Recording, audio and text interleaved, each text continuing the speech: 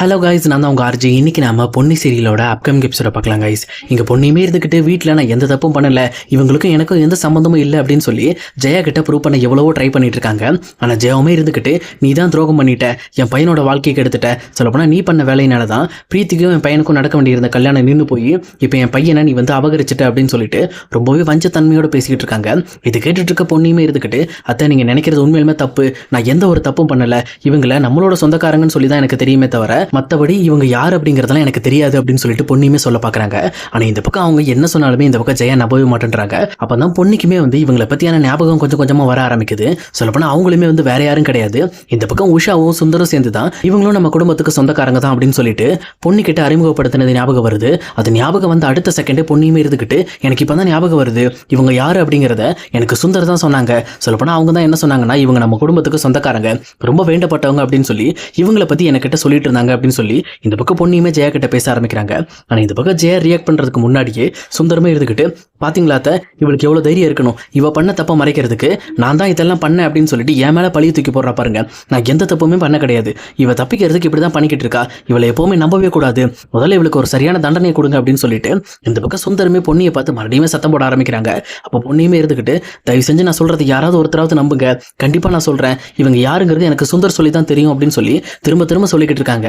இந்த மாதிரி அவங்க பேசிட்டு இருக்கும்போது அங்க வந்த ரெண்டு பேருமே இருந்துக்கிட்டு இவங்க குடும்பத்துல ஒரு பெரிய பிரச்சனை வரப்போதே, நம்ம எப்படி சமாளிக்கிறது, முதல்ல நம்ம இந்த இடத்த விட்டு நகர்ந்தாகணுமே அப்படின்னு சொல்லிட்டு அவங்களுமே ரொம்ப பதட்டத்தோட இருக்காங்க. அப்ப பொன்னியுமே இருந்துக்கிட்டு அவங்க ரெண்டு பேர்கிட்டையும் போயிட்டு இங்க பாருங்க உங்களுக்கும் எனக்கு எந்த சம்மதமும் இல்ல, தயவு செஞ்சு இதோட உண்மையை சொல்லுங்க அப்படின்னு சொல்லிட்டு அவங்க கிட்ட கேட்கறாங்க. அப்ப அவங்களுமே இந்த பக்கம் குடும்பத்துல இருக்க எல்லாருமே பொன்னியை தான் கார்னர் பண்ணிட்டு இருக்காங்க, இந்த நேரத்துல நம்ம வேற யாரையாவது போய் சொல்ல போய் நமக்கு தான் பிரச்சனை ஆயிடும் அப்படின்னு சொல்லி புரிஞ்சுக்கிட்டு இந்த பொன்னியை மாட்டி விட்டு நம்ம இங்க இருந்து கிளம்பிடுவோம்ட்டு அவங்களுமே இந்த பக்கம் பொண்ணு கிட்ட ரொம்ப ஹாஷா பேச ஆரம்பிக்கிறாங்க. ஏமா இந்த மாதிரி நீ தானே அன்னைக்கு காசு கொடுத்து எங்களை இப்படி பேச சொன்னேன், இப்போ கடைசி நேரத்தில் வந்து நான் யாருன்னே தெரில, எதுவுமே எங்களுக்கு தெரியாது, தயவு செஞ்சு உண்மையை சொல்லு அப்படின்னா நான் எப்படிமா உண்மையை சொல்றது, இந்த பிரச்சனைக்கு காரணமே நீ தானம்மா அப்படின்னு சொல்லிட்டு அவங்களுமே இந்த பக்கம் பொண்ணியை பார்த்து சொல்லிடுறாங்க. அது மட்டும் இல்லாமல் அவங்க ஜெயாவை பார்த்து என்னை மன்னிச்சிருங்க, நாங்கள் அன்னைக்கு காசை வாங்கிட்டு எங்கள் பொண்ணி சொன்னாங்க அப்படிங்கிறதுனால தான் அப்படிப்பட்ட ஒரு விஷயத்தை செஞ்சுட்டோம், ஆனால் நாங்கள் செஞ்சதுனால இவ்வளோ பெரிய விளைவு வரும்னு எங்களுக்கு தெரியாது, அதுக்காக தான் உங்ககிட்ட இந்த உண்மையை சொல்லி நாங்கள் மன்னிப்பு கேட்டுட்டு போகலாம் அப்படின்னு சொல்லி வந்தோன்ட்டு அவங்களுமே சொல்லிட்டு அங்கிருந்து கிளம்புறதுக்காக ட்ரை பண்ணுறாங்க. ஆனால் கரெக்டாக சந்திரசேகரமே அவங்கள நிறுத்தி நாங்கள் இப்போ நீங்கள் சொல்கிறத வச்சு நான் உங்களை நம்ப முடியுமா, சொல்லப்போனால் நீங்கள் அப்போவே போய் சொன்னவங்க, இப்போ மட்டும் நீங்கள் உண்மையை தான் சொல்ல வந்தீங்க அப்படிங்கிறத எப்படி நாங்கள் நம்புறது, அப்போ எனக்கு தெரிஞ்ச வரைக்கும் நீங்கள் இப்போ சொல்கிறதும் பொய்யா தான் இருக்கணும் அப்படின்ட்டு அவங்க மேலே பயங்கரமாக சந்தேகப்பட்டது மட்டும் இல்லாமல் இந்த பக்கம் ஜெயா கிட்டேயுமே இங்கே பாரு ஜெயா, இந்த விஷயத்தில் இவங்க சொல்கிறத வச்சு மட்டும் பொண்ணியை நம்ம தப்பு கணக்கு போட்டுறக்கூடாது, சொல்லப்போனால் இதில் பொண்ணுக்கு சம்மந்தம் இல்லாமல் கூட இருக்கலாம், இவங்க வேற ஏதோ ஒரு பெருசாக வந்து ஒரு பிளான் பண்ணி தான் இதெல்லாம் பண்ணிக்கிட்டு இருக்காங்க அப்படின்னு சொல்லிட்டு ஜெயா கிட்டேயுமே ப்ரூவ் பண்ண பார்க்குறாங்க. ஆனால் இந்த பக்கம் ஜெயாவுமே இருந்துக்கிட்டு அது எதையுமே கண்டுக்காம சும்மா உங்கள் கண்ணு முன்னாடி தெரியறதெல்லாம் பால்னு நினச்சிட்டு இருக்காதுங்க, இவ உண்மையிலுமே நம்ம குடும்பத்தை பழிவாங்க வந்தவ, நம்ம அவங்க குடும்பத்துக்கு பண்ணதுக்காக நம்ம குடும்பத்துக்குள்ளே இருந்து நம்மளை பழிவாங்க வந்தவ தான் இவ அப்படின்னு சொல்லிட்டு இந்த பக்கம் அவங்களுமே பயங்கரமாக பொண்ணியை பார்த்து திட்டிட்டு இருக்காங்க. அப்போ இந்த பக்கம் சக்தியுமே இருந்துட்டு பொண்ணிக்காக பேச வராரு.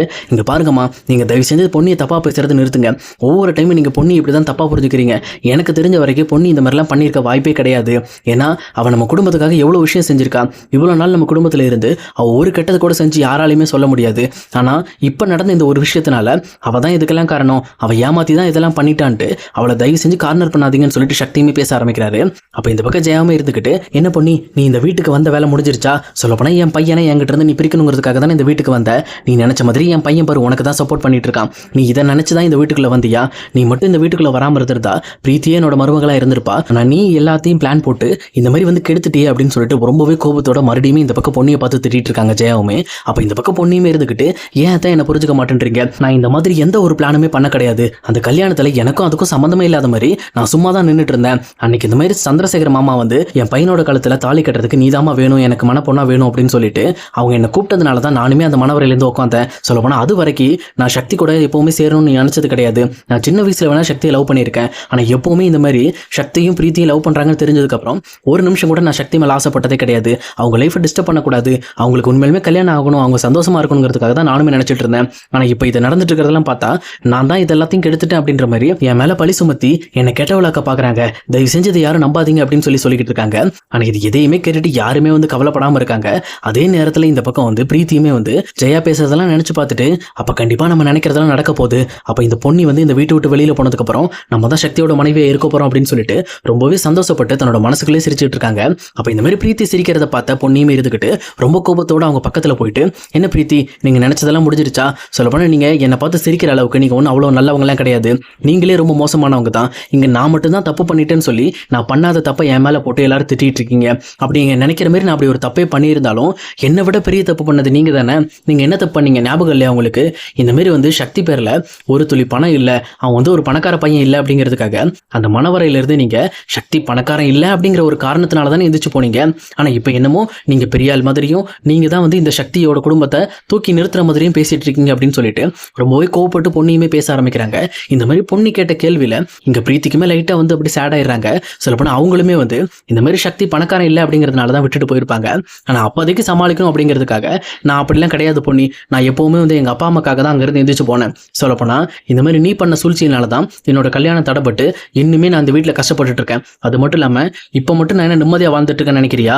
இன்னுமே நான் சக்தியை லவ் பண்ணிட்டு தான் இருக்கேன். இந்த வீட்டுக்குள்ளே நான் சக்தி அடையிறதுக்காக தான் இந்த வீட்டுக்குள்ளே வந்தேன் அப்படின்னு சொல்லிட்டு தாவாயிலே அந்த உண்மையுமே ஒத்துக்கிறாங்க. இதை கேட்டுட்டு இருக்க பொண்ணையுமே இருந்துக்கிட்டு இங்கே பார்த்தீங்களா அத்தை, அவங்க வாயாலே எவ்வளோ பெரிய உண்மையை சொல்கிறாங்க, இப்போ புரியுதுங்களா? இதுக்கெல்லாம் காரணம் இந்த பிரீத்தி தான். இந்த பிரீத்தி தான் வந்து ஒரு பயங்கரமான சூழ்ச்சியை பண்ணி என்னையும் சக்தியும் பிரிக்கிறதுக்காக இதெல்லாம் பண்ணிக்கிட்டு இருக்காங்க. ஆனால் இவங்க என்ன பண்ணாலும் சரி, நான் சக்தியை விட்டு கண்டிப்பாக பிரிஞ்சு போக மாட்டேன் அப்படின்னு சொல்லிட்டு இந்த பக்கம் பொண்ணையுமே ரொம்பவே ஃபீல் பண்ணி அழ ஆரம்பிக்கிறாங்க. ஆனால் இதையெல்லாம் பார்த்துட்டு இருக்க ஜெயாவுமே வந்து ரொம்ப முட்டாள்தனமா, என்ன பொண்ணி எங்ககிட்ட மறுபடியும் நாடகம் போட ஆரம்பிக்கிறியா? பிரீத்தி இந்த வீட்டில் சக்தியை லவ் பண்ணதாவே இருக்கட்டு, சொல்லப்போனால் அவள் சக்தி மேலே இருக்க விருப்பத்தில் தான் இந்த வீட்டில் இருக்கா. ஆனால் எங்களுக்கு யாருக்கும் அவன் துரோகம் பண்ணு நினைக்கலையே அப்படின்னு சொல்லிட்டு மறுபடியுமே முட்டாள்தனமா ஜெயா பேசிட்டு இருக்காங்க. இதையெல்லாம் கேட்டுட்டு இந்த பக்கம் பொண்ணி வீட்டில் இருக்க எல்லாருமே திரும்பி பார்க்குறாங்க. அப்போ சக்தி கிட்டேயுமே வந்து, சக்தி நீங்களாவது நான் சொல்கிறத நம்புங்க, இந்த மாதிரி நான் அப்படி பண்ணவே கிடையாது, இவங்க யாருன்னு எனக்கு தெரியாது அப்படின்னு சொல்லி ரொம்பவே ஃபீல் பண்ணி அழுகுறாங்க. ஆனால் சக்தியுமே இருந்துக்கிட்டு என்ன பண்ணுறதுனே தெரியாமல் திருன்னு முழிச்சுக்கிட்டு தான் அம்மாவுக்கு சப்போர்ட் பண்ணுறதா இந்த பக்கம் பொண்ணிக்காக பேசுறதா அப்படின்னு சொல்லி தெரியாமல் ரொம்பவே ஸ்டக் ஆகி போய் நின்றுட்டு இருக்காரு. இதெல்லாம் பார்த்துட்டு இருக்க பொண்ணிக்கு பயங்கரமாக கோபம் வர ஆரம்பிக்குது. சொல்லப்போனால் இந்த வீட்டில் நான் இவ்வளோ நாள் இத்தனை நல்லது பண்ணியிருக்கேன், ஆனால் எந்த ஒரு நல்லதுக்கு உண்டான பலனுமே எனக்கு கிடைச்சது கிடையாது. நான் எப்போவுமே பலனை எதிர்பார்த்தது கிடையாது. இந்த மாதிரி யாரோ பண்ண தப்புக்காக எப்போ பார்த்தாலும் நான் மட்டும்தான் வந்து பழி வாங்கிட்டு இருக்கேன். சொல்லப்போனால் அந்த பழியை ஃபுல்லாக என் மேலே வந்து தீர்த்துக்கிட்டு இருக்காங்க.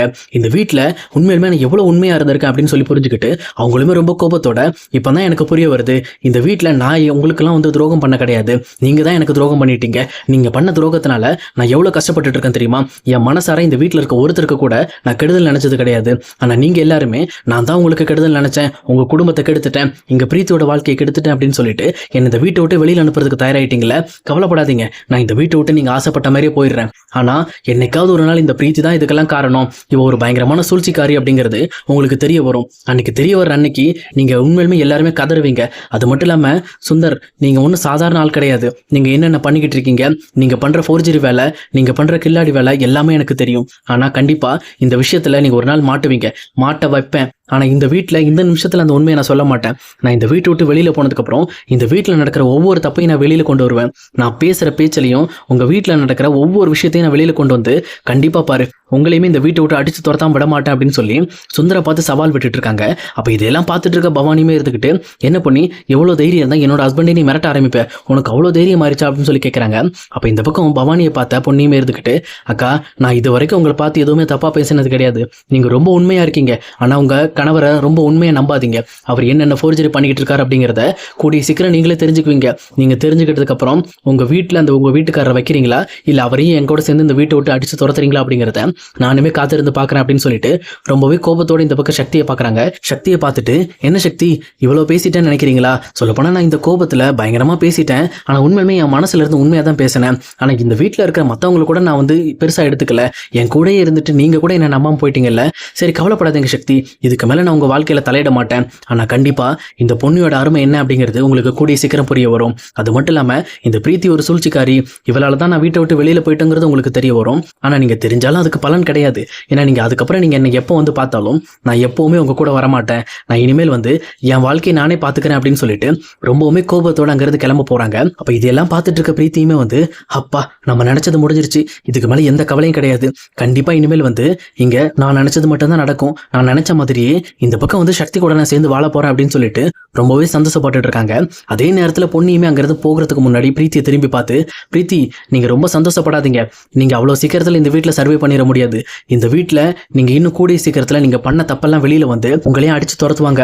அன்னைக்கு தான் உங்களுக்கு உண்மையாலுமே வந்து இந்த வீட்டில் இருக்கிற மனுஷங்களோட உண்மையான மனசு என்னன்னு புரியும். அது மட்டும் இல்லாமல் நீங்களுமே என்ன தப்பாக தான் புரிஞ்சுக்கிட்டீங்க அப்படிங்கிற ஒரு விஷயத்த நானுமே கொஞ்சம் புரிஞ்சுக்கிட்டேன். சொல்லப்போனால் இந்த வீட்டில் என்ன இந்த வீட்டை விட்டு வெளியில் அனுப்புறதுக்கு காரணமான இருந்தவங்க 3 பேர் தான். அந்த 3 பேர் யாருங்கிறத இந்த வீட்டுக்கே கொஞ்ச நாள் புரிய வரும் அப்படின்னு சொல்லிட்டு ரொம்பவுமே கோபத்தோட ரொம்ப சேடா இந்த பக்கம் சந்திரசேகரமே பார்த்து கண் கலங்கிட்டு அங்கிருந்து பொன்னியுமே கிளம்புறாங்க. இந்த பக்கம் சந்திரசேகரமே இருந்துக்கிட்டு பொன்னி என்னால் தடுக்க முடியலையே, சொல்லப்போனால் நான் சொன்னதுக்காக தானே பொன்னி சக்தியை கல்யாணம் பண்ணா, இப்படிப்பட்ட பிரச்சனையில பொன்னிக்காக என்னால் பேச முடியலையே அப்படின்னு சொல்லிட்டு அவருமே ரொம்பவே ஃபீல் பண்ணிக்கிட்டு இருக்காரு. அதே நேரத்தில் சக்தியுமே இருந்துக்கிட்டு நான் பொன்னிக்கு சப்போர்ட் பண்ணாமல் விட்டுட்டேனே, நான் தப்பு பண்ணிட்டேன் போல இருக்கு அப்படின்னு சொல்லிட்டு அவருமே ரொம்ப ஃபீல் பண்ணிக்கிட்டு இருக்காரு. ஆனால் இதே நேரத்தில் இந்த பக்கம் வீட்டில் கார்த்தி மட்டும் இல்லை, கார்த்தி இருந்திருந்தார் அப்படின்னா கண்டிப்பாக பொன்னிக்காக சப்போர்ட் பண்ணி ஏதாவது பேசியிருப்பாரு.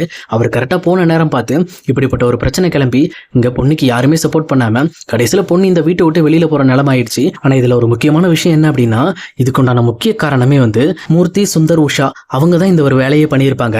அவங்க இந்த மாதிரி பிரீத்தி இந்த மாதிரி சக்தியை கல்யாணம் பண்ணக்கூடாது, அந்த கல்யாணத்தை நிறுத்தணுங்கிறதுக்காக தான் அவங்களா பணத்தை பே பண்ணி இந்த 2 பேரை வர வச்சு இந்த மாதிரி பிரீத்தி அம்மா அப்பா முன்னாடி அந்த மாதிரி பேச வச்சிருப்பாங்க. ஆனால் இந்த பக்கம் அவங்களுமே கடைசி நிமிஷத்தில் இது யார் தான் பண்ணா அப்படிங்கிறது தெரியாமல் இருக்கணுங்கிறதுக்காக இந்த மாதிரி பொன்னி தான் உங்களுக்கு பணம் கொடுத்து பேச வச்சா அப்படின்னு சொல்லிடுங்க அப்படின்ட்டு அந்த ஒரு விஷயத்த அப்போவே பொன்னி மேலே திருப்பி விட்டுருவாங்க. அதே காரணத்தை வச்சு தான் இப்போவுமே பொன்னி தான் இதை பண்ணாங்க அப்படின்னு சொல்லி நினச்சிக்கிட்டு பிரீத்தியுமே வந்து பொன்னி தான் தன் கல்யாணம் நினைக்க காரணம், அவங்க தான் சூழ்ச்சி பண்ணி சக்தியை ஏமாத்திட்டாங்க அப்படின்னு நினச்சிட்டு இங்கே வீட்டுக்கே வந்து பொன்னியை கடைசியில் இந்த வீட்டை விட்டே துரத்திருப்பாங்க. ஆனால் உண்மையை சொல்லப்போனால் இதுக்கு முக்கிய காரணமே அவங்க 3 பேர் மட்டும்தான். அந்த மூர்த்தி, உஷா, சுந்தர் இவங்க 3 பேருக்கு அடுத்து என்னென்னலாம் நடக்க போகுது அப்படிங்கிறத இனி வரப்போகிற எபிசோட்ல கண்டிப்பாக பார்க்கலாம் கைஸ். இந்த வீடியோ உங்களுக்கு பிடிச்சிருக்குன்னு நினைக்கிறேன். பிடிச்சிருந்தா மறக்காம லைக் பண்ணிடுங்க. இதே மாதிரி வீடியோஸ் வேணும் அப்படின்னா நம்ம சேனல் ஞாபகமாக சப்ஸ்கிரைப் பண்ணி வச்சுக்கோங்க. ஓகே கைஸ், see you இன்னொரு வேறலான வீடியோவில் நம்ம மீட் பண்ணலாம்.